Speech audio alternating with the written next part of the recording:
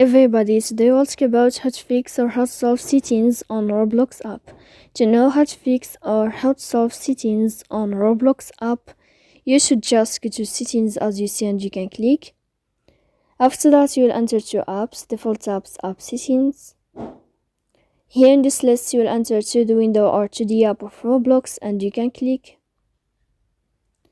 Then this page of app info, you can click on first stop and you can click OK.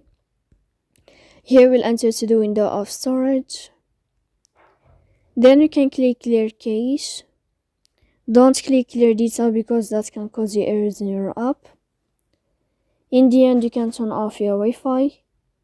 And you can wait a moment or 3 seconds to turn on your Wi-Fi again. So please don't forget to support us by like and subscribe. See you next time in another video and thank you for your attention and your watching.